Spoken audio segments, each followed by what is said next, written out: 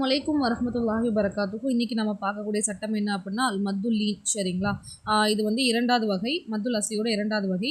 அல் மத்துல் lean அப்படின்னா என்ன அப்படின்னா வக்ஃபு செய்யக்கூடிய கடைசி எழுத்துக்கு முன்னால் வரக்கூடிய எழுத்து அப்படிம்பாங்க. அதாவது அந்த வக்ஃபு செய்யக்கூடிய எழுத்துக்கு முன்னாடி வரக்கூடிய எழுத்து சுக்கூன் செய்யப்பட்ட வாவாகவோ அல்லது யாவாகவோ இருந்து அதுக்கு முன்னாடி உள்ள எழுத்து ஃபத்தகு செய்யப்பட்டிருந்தால், அதாவது சபறு செய்யப்பட்டிருந்தால் இதற்கு மத்துல் லீன் அப்படின்னு சொல்லிட்டு சொல்லுவாங்க.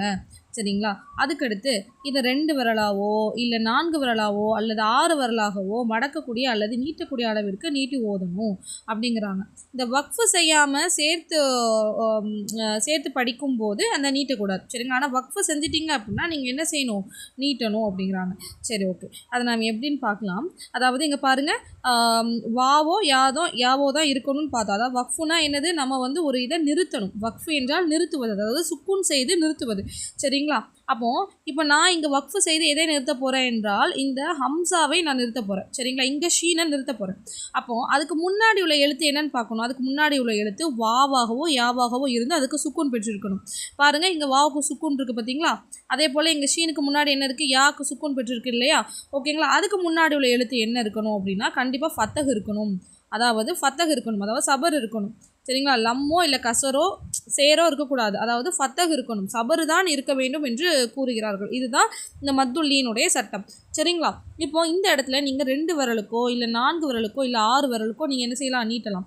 ஆனால் என்ன அப்படின்னா ஒரு சூறாவில் 2 விரலுக்கு நீங்கள் நீட்டி நிப்பாட்டிட்டீங்க அப்படின்னா அந்த சூறா முடிந்த வரைக்கும் என்ன செய்யணும், 2 விரலை தான் நீட்டி நிப்பாட்டணும். 4 விரலுக்கு நீட்டி நிப்பாட்டிட்டிங்கன்னா 4 விரலுக்கும் என்ன செய்யணும், அந்த சூறா முடிந்த வரைக்கும் 4 விரலுக்கு தான் நீட்டி நிப்பாட்டணும். அதே போல் 6 விரலுக்கும் நீட்டினாலும் அதே தான். சரிங்களா, ஓகே, இப்போ இதை நான் ஓதி காமிக்கிறேன் பாருங்களேன்.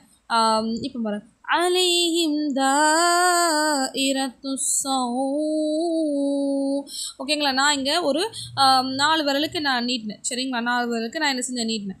அதே போல் இந்த சூறா முடிந்த வரைக்கும் நான் 4 விரலுக்கு தான் என்ன செய்யணும், நான் நீட்டி நிப்பாட்டணும். இங்கே பாருங்கள், ஈலாஃபி. சரிங்களா, ஈலாஃபி குரேஷ்லேயுமே அதே தான். சரிங்களா, ஈலாஃபி குரைஷ். இங்கே நான் 6 விரல்கிட்ட நீட்டினேன் அப்படிங்கும்போது நீங்கள் அந்த சூறா முடிந்த வரைக்கும் என்ன செய்யணும், 6 விரலுக்கு தான் நீட்டி ஓதணும். சரிங்களா, நீங்கள் இந்த அல் குரைஷ் சூறாவே எடுங்க, உங்களுக்கு நிறையா உதாரணங்கள் அதில் கிடைக்கும். அல் குரைஷ் சூறாவில் வரக்கூடிய எல்லா வக்ஃபு செய்யக்கூடிய சட்டமும் என்ன இருக்கும் அப்படின்னா 6 விரலுக்கு தான் இருக்கும். நான் இப்போ காமிக்கிறேன் பாருங்கள்.